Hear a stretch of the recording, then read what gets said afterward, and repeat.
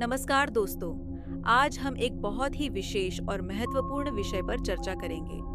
जैसा कि हम जानते हैं, हम सभी को मनुष्य जन्म मिला है और यह मनुष्य जन्म कोई साधारण बात नहीं है, बल्कि यह पुण्य का फल है।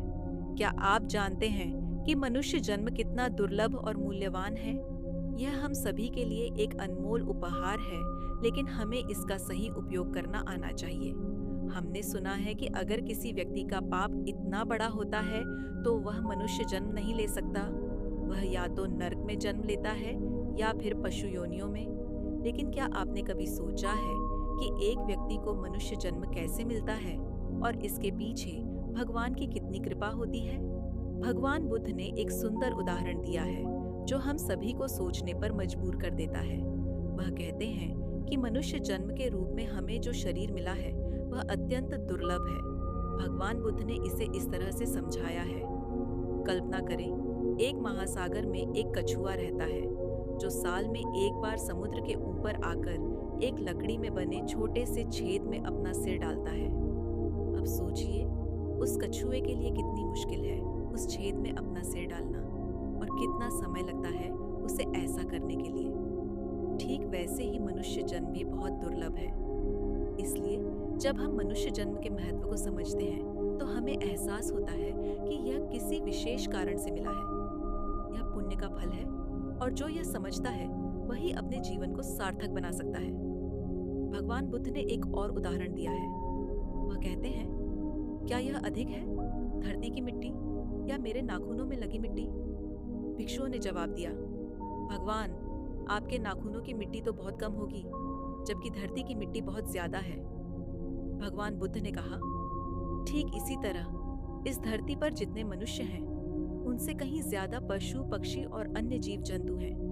और हम देखते हैं कि मनुष्य जन्म पाने वाले बहुत कम लोग ही इस जन्म का सही उपयोग करते हैं।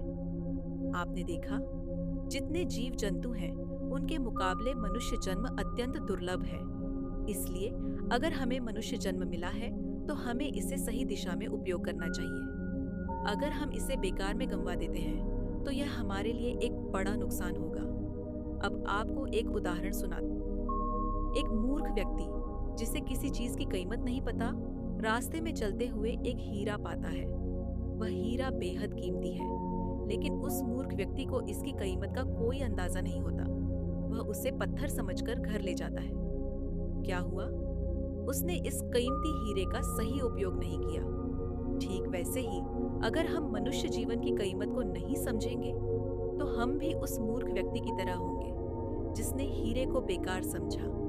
और यही कारण है कि हम इसे निरर्थक तरीके से बिताते हैं। इसलिए अगर हम अपने जीवन को सार्थक बनाना चाहते हैं तो हमें इसके महत्व को समझना होगा और सही दिशा में काम करना होगा। हम में से अधिकांश लोग सोचते हैं कि मनुष्य जीवन का उद्देश्य केवल पैसा कमाना, घर बनाना और सुख सुविधाओं का आनंद लेना है। यह सही है कि हमें जीवन की बुनियादी आवश्यकताओं का ध्यान रखना चाहिए, लेकिन क्या आप सोचते हैं कि आपके साथ क्या जाएगा जब आप मर जाएंगे? आपका पैसा, आपका घर, आपका नाम?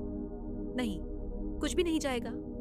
मरने के बाद जो साथ रहेगा वह है आपका कर्म, आपके पुण्य और पाप। आज के समय में हम मेहनत करते हैं, पैसा कमाते हैं, शरीर को स्वस्थ रखने के लिए ढेर सारी चीजें खाते हैं, लेकिन क्या यह सब हमारे बाद के जीवन में कुछ काम आने वाला है? बिल्कुल नहीं, क्योंकि जब हम मरते हैं तो हमें कुछ भी साथ नहीं जाता। हम खाली हाथ जाते हैं। यह शरीर जो हम अपने पूरे जीवन में संजोते हैं एक दिन श्मशान में जल जाएगा और साथ में सारी संपत्ति, प्रसिद्धि और ऐश्वर्य भी जल जाएगा। तो इस जीवन का असली उद्देश्य क्या है? यह है हमारे कर्म, धार्मिक कार्य, दान, पुण्य और दूसरों की मदद। यही चीजें हमारे साथ जाती हैं और यह समझना बहुत जरूरी है। अब सुनिए एक कहानी। 4 दोस्त थे जो बहुत अमीर थे। एक दिन वे आपस में चर्चा करते हैं कि इतनी सारी दौलत का क्या करें। पहला दोस्त कहता है, हम दूसरों की मदद करेंगे, गरीबों को भोजन देंगे, पानी देंगे और दान करेंगे।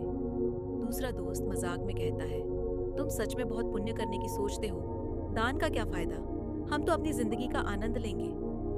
तीसरा दोस्त कहता है, हम इस जीवन का पूरा आनंद लेंगे, मांस मछली खाएंगे, शराब पिएंगे, जो कुछ भी चाहिए करेंगे।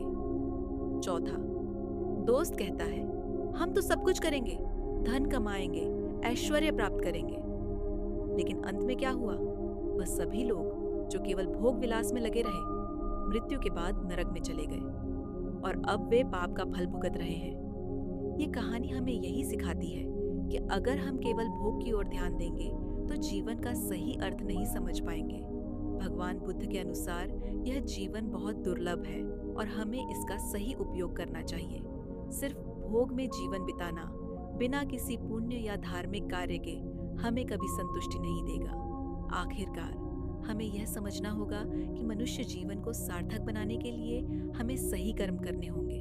हमें दान देना चाहिए, पुण्य कार्य करना चाहिए और सबसे महत्वपूर्ण अपने मन को शुद्ध करना चाहिए। इसलिए दोस्तों, आइए हम सभी इस जीवन को अच्छे कर्मों से भरें, अपने मन को शुद्ध करें, दया और प्रेम से जीवन जीने की कोशिश करें और अंत में इस मनुष्य जीवन का सही लाभ उठाएं। याद रखें, इस जीवन का उद्देश्य केवल भोग नहीं बल्कि आत्मिक विकास और सेवा है। तो दोस्तों, आज की वीडियो कैसी लगी? हमें उम्मीद है कि इसने आपके जीवन को एक नई दिशा दी होगी। अगर आपको यह वीडियो पसंद आई हो तो कृपया इसे लाइक करें और हमारे चैनल को सब्सक्राइब जरूर करें। नमो बुद्धाय।